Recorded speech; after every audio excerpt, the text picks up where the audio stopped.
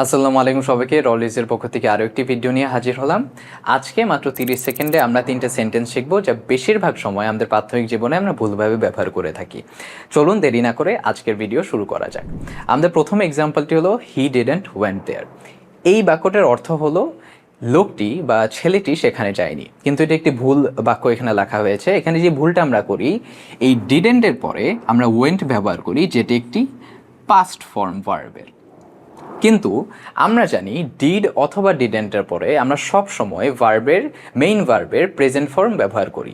সেই ক্ষেত্রে এর সঠিক উত্তরটি হবে হি ডিড নট বা ডিডেন্ট গো দেয়ার।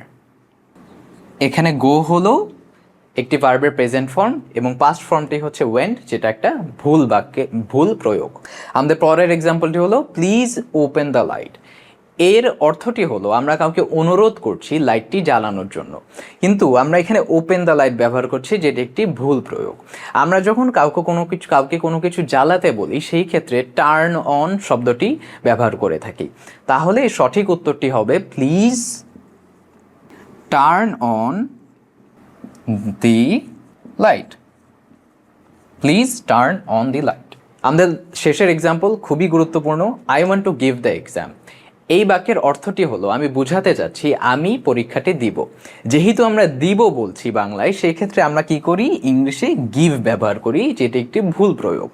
এর সঠিক উত্তরটি হবে I want to take the exam. I want to take the exam. আশা করি এই ভিডিও দেখার পরে এই রিলেটেড আর কোনো প্রবলেম ফেস করবেন না।